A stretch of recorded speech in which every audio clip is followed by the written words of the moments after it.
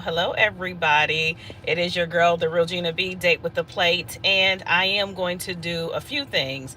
I am going to do a food review for you guys, and I'm also going to do a crime review because I'll probably do it while I'm eating the food because this was insane. This is like one of the worst crimes I've heard of in such a long time.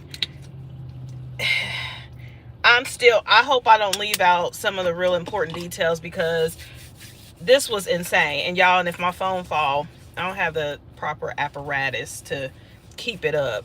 I got my little food tray here that I'm going to put my food and stuff on. But then I forgot my thing that plugs up to the phone. So I am going to be trying to talk as it's propped up, show y'all my food, tell y'all about this crime story. And then y'all know Diddy got um, sentenced today.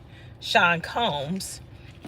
And like I told y'all in my other video, I don't usually keep up with that stuff, but I wanted to kind of keep up with it because I think it's important. So let me see if I can show y'all my food. I went and got some fish because I was kind of craving some fish, and I can cook myself, but this is the fish. Shout out to Royal Bourbon Chicken. I think that's what it's called. These pieces of fish are huge. It's 3 pieces. This is, I believe, spicy rice, and they're Cajun potatoes.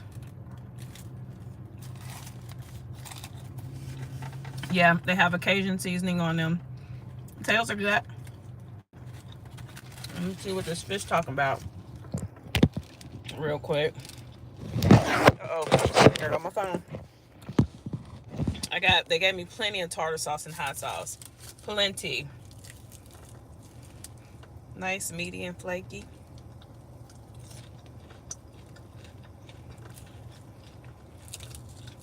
Fried to perfection. So good. There it goes again. Let me try to keep this up. So anyway, Diddy got what? 3 years, 4 years? Something like that. I'm knowing law and crime.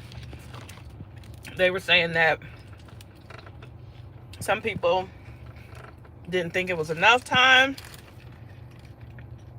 Some people were saying the judge was kind of trying to be split down the middle because we do have to take into consideration there are victims, or whatever you guys want to call them. Some people don't think they're victims, but I think they went through some type of trauma. Could have been their choices. Yeah, but I've never lived that kind of life where someone had that kind of power over me and said, hey, if you don't do such and such, I'm going to take everything from you. Or I've never been in that position where I've tried to advance my career and all of that means that much to me. I was in a position not too long ago where I told them to fire me because I wasn't doing nothing stupid that they were asking me to do. Because I got integrity. So that's one of the things. But I want to tell you guys about this crime story that I just got finished listening to. And I tell you, sit down because it's a doozy. It is about a mother. Let me find my fork. Yeah, I end up getting a funnel cake too. I am super excited about this, and I want to hurry up because, you know, after a while, funnel cakes ain't no good when they just sitting there. Look at my funnel cake, y'all. Ain't that cute? So y'all date with the plating with me. We doing dates with the plate tonight. I had actually ordered a side of okra. I don't need it. I want to taste it because if it's good, this is where I'm going to be ordering my okra from. And they forgot that, so I must didn't need it. I didn't need it. But I wanted to go get it. Let me taste this rice so I can tell y'all what it's tasting like. And then I can get into the story. Because this story is crazy.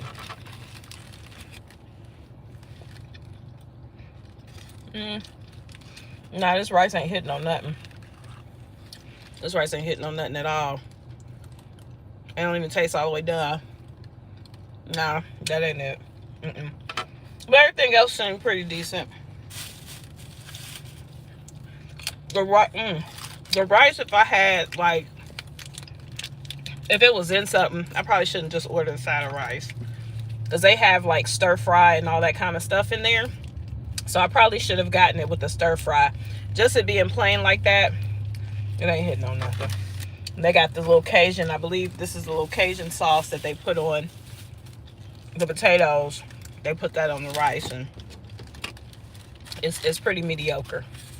Anyway, so going into this case, there was a young lady. She was 15 years old, and she had been kind of in and out of the foster care system before all of this had happened. And I believe this guy was her biological father, maybe, but they kept referring to him as her father or stepfather, because she did have a biological father. So I want to say that she was in some homes, and then maybe he finally was able to get her. I don't know. But she was living with her mother and father. Could have been her biological father. They said her stepmom. So I'm thinking it was biological. But some of the story, it wasn't saying stepmom. So anyway, she was about to go into high school. And she one day decided, like, hey, guys, mom and dad, I want to move to Louisiana. And I can't remember where they said she was at. I don't think they said. She wanted to move to Louisiana to be with her birth mom. She wanted to repair that relationship. So, 9th grade year, she moves with her mother. And her name was Tamara. They said this girl was everything you could possibly imagine. She was a scholar, basketball star, volleyball, she cheered, all of that. Just a great kid. She went ahead and moved with her mom, and they said everything was perfect at first. She would call them, she would tell them how she was meeting friends, and it seemed going well. But then all of a sudden, the phone call stopped. Now, backtrack. The mom, back in the day, actually had charges upon, well, not charges. She had CPS called on her before. And that's kind of how Tamara, I believe, was taken from her from these two incidents. So anyway, she ends up going to move with the mom. The mom had a boyfriend. Now, how people describe the mom was this woman who's always wanting to be in love. Every boyfriend she had, he's the one. They on Facebook, all kind of stuff. So this man enters her life, I think in 2022. And she's talking about how God has sent her the one, that's her husband, and all this other crazy stuff. And then her daughter comes and lives with her. So like I said, at first everything was perfect, everything was great, and then all of a sudden the phone call stopped calling. But her stepdad or her dad and stepmom and stuff was thinking like, well, she's just a teenager, she's probably got a lot going on. So they didn't think to do a wellness check or anything like that. They didn't think anything was wrong. Well, come to find out, the man, the boyfriend, pulled her, and I believe she had a sister, maybe not biological, maybe like a half sister or something. There was another 10-year-old in the house, pulled them out of school to homeschool them, isolated them. So now she's not talking to her father and stepmom. She don't have no teachers, no coaches, no nothing. He was a dictator in the house. He had a mom who just wanted love, so she was doing any and everything he told her to do. After he isolates the Tamara, he starts, inappropriately doing those things. Well, the mom found out about it, and she got mad at Tamara. Because when Tamara moved there, she started thinking of Tamara as competition. Any attention that he would give, the boyfriend would give to Tamara, the mom got jealous. So anyway, he starts doing this stuff, and the mom finds out. She got mad at Tamara. And what she did next was horrific. This mom burned her child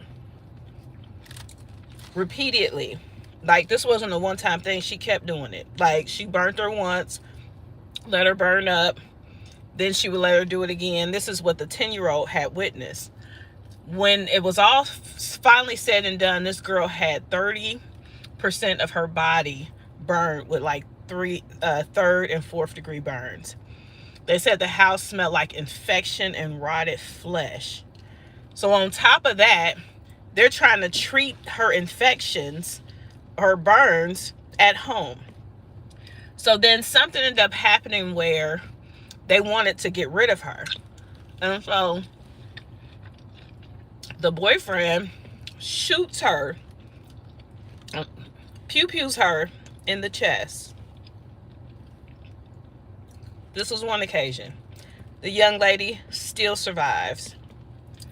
Another occasion, he pew-pews her in the eye. She don't even have no eye left, nothing.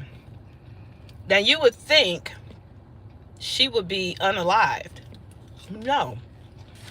And they left her still like this, treating her wounds at home. So now this baby got burns all over her, 3 and 4 degree burns all over her, 30% of her body. Then she's pew-pewed in the chest, pew-pewed in the eye, and they're trying to treat it at home. You know how much pain and agony this baby was in? So they said, you know what? Neighbors are going to start asking questions because the rotting flesh, her skin was smelling. Rotting flesh, she was having infections, all of that. So they decided that they were going to take her somewhere in Texas and finish the job. So they get into the car, and he's driving recklessly. He ends up getting into a really bad car accident. And this is how this baby was finally saved. She was burned 30%, over 30% of her body, pew-pewed in the chest, in the eye, and she also now is in a bad car accident. But the crazy part about it is she was still alive. Still alive. The police said they hadn't seen anything like it, but they could smell her trying to even get toward the car. She ended up being able to tell her story. Her spirit and everything, they said, was just remarkable because this girl was fighting for her life, and she was able to tell them all the stuff that had happened to her. And not only was this girl a rock star before, she's a rock star now. She instead of thinking about herself, multiple surgeries, everything she has to go through, she said that she was going to one day be an attorney so she can help kids get out of situations that she was in. I know I missed some, but if y'all ever come across, the little girl's name is Tamara, and it happened last year, 2024. So I can't believe I had to get on here and just share it, even though most times, I had something totally different, but I wanted to get on here and just share that story because I think it is crazy how parents, how could you even do that? Like, that's insane. That's one of the reasons why she didn't have her daughter in the first place. But that was a crazy story, and I couldn't believe it. So anyway, all right, I'm your girl, the real Gina B.